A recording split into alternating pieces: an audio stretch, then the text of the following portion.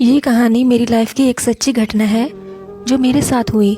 ये कहानी है मेरी और मेरी भाभी की। मेरी भाभी का नाम मान्या है।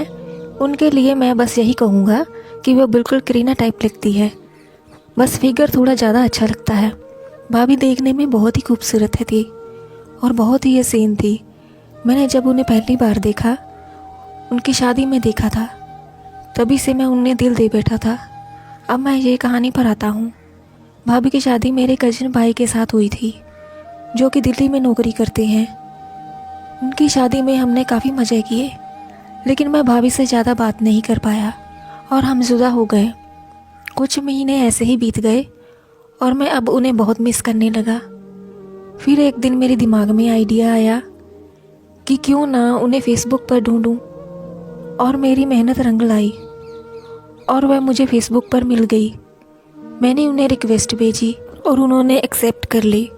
और फिर क्या था, हम चैटिंग करने लगे। कुछ दिन चैटिंग करने के बाद आलम ये हुआ कि जब तक चैटिंग नहीं करते थे तब तक हमें नींद नहीं आती थी। अब मुझे तो ना जाने क्या हो गया कि बिना चैटिंग किए मुझे कुछ भी अच्छा नहीं लगता था, और शायद यही हाल उनका भी था। अब हम एक दूसरे के बिना रह नहीं सकते थे और बहुत ज़्यादा फ्रैंक हो चुके थे। उन्हें मैं अपने बारे में लगभग हर चीज़ बता चुका था और वो भी धीरे धीरे बता रही थी। उन्होंने मेरी गर्लफ्रेंड के बारे में पूछा और मैंने सब बता दिया, क्योंकि मेरी कोई गर्लफ्रेंड नहीं थी। फिर एक दिन बातों बातों में उन्होंने ये बात बता दिया मुझे कि आपके भैया उनमें से बिल्कुल भी इंटरेस्ट नहीं ले रहे हैं। और मैंने उन्हें दिलासा देते हुए कहा कि ऐसा तो हो ही नहीं सकता कि कोई आप में इंटरेस्ट ना ले। आप सबसे खूबसूरत भाभी हो, आपके पीछे तो सब पागल है। मेरी बातें सुनकर भाभी हंसने लगी। तभी उन्होंने कहा, अच्छा आपको ऐसा लगता है तो आप ही बताओ कि कौन मुझ में इंटरेस्ट ले रहा है, जल्दी से बताना। तो तभी मैंने भी कह दिया कि आप जानते हो। तो वो हंस कर दी और कहने लगी, जी हाँ, फिर हमने आपसे सुनना था। तो मैंने भी कह दिया, आपका देवर जो है आपको बहुत पसंद करता है। उसके बाद जो भाभी के मिजाज ही बदल गए। हमारे कुछ ही दिनों बाद मेरी किस्मत खुल गई। भाभी जिस कंपनी में नौकरी करती थी, कंपनी वाले भाभी को काम के सिलसिले में सिटी भेजना पड़ा। उनका मेरे पीछे से मैसेज आया कि वो आ रही है और वो 3 दिन यहीं रुकेगी।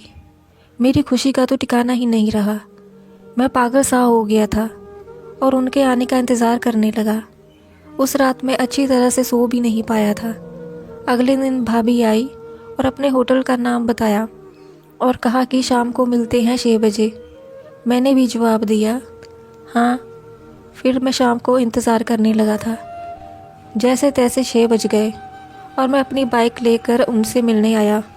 मैंने बाइक पार्क की और उनके रूम की तरफ चला गया। मेरी धड़कनें तेज़ हो गई।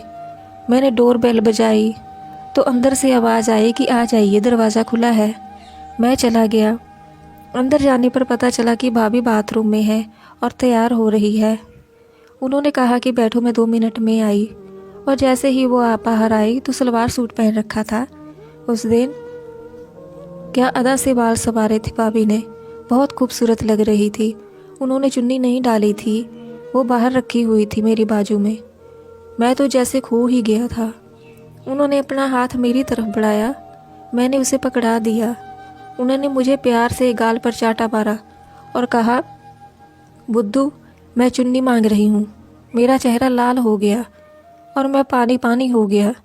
मैंने उनकी तरफ देखा तो भाभी मुस्कुरा रही थी और बोली, और कहाँ घुमाने ले जा रहे हो मुझे? मैंने कहा, ठीक है, चलिए घुमाने लेकर चलता हूँ। बाइक पर वो सवार होकर मेरे साथ बैठ गई। मैं उन्हें लवर्स पॉइंट पर लेकर गया। मैं उन्हें ये कहकर लेकर गया कि वहाँ का व्यू बहुत अच्छा मिलता है। जैसे ही हम वहाँ पर पहुँचे, वहाँ सब कपल्स बैठे हुए थे। उन्हें ये सब देखकर कहा कि व्यू तो बहुत अच्छा है, और हंस दी। अब मैं भी काफ़ी फ्री हो रहा था। मैंने कहा कि आपको क्या पसंद आया? तो उन्होंने कहा कि जो तुमको पसंद आया। काफ़ी टाइम वहाँ बहुत घूमते रहे हम। फिर हम एक दूसरे को देखकर स्माइल करने लगे। मैंने उन्हें बाइक पर बिठाया और वापस होटल रूम में लेकर आया। मैंने स्माइल दी और कहा, देखते जाइए। रास्ते में मैंने वोडका और बियर की बोतल ली और हम होटल में पहुँचे। और पहुँचते ही मैंने सामान अंदर रखा। भाभी गेट बंद करने लगी और फिर गेट खोलकर वहीं पर खड़ी रही और वो हंसने लगी। उस दिन हमने बहुत सारी बातें की। भाभी बहुत अच्छी थी और हमने बहुत एंजॉय किया। सच में वो दिन मेरी ज़िंदगी का बहुत अच्छा दिन था। मैं उस दिन को कभी नहीं भुला पाऊँगा। आपको ये कहानी कैसी लगी कमेंट्स में ज़रूर बताएं। चैनल पर नए हैं तो चैनल को ज़रूर सब्सक्राइब कर लें ताकि आने वाली वीडियोस का नोटिफिकेशन आपको सबसे पहले मिल सके। Thank you for watching.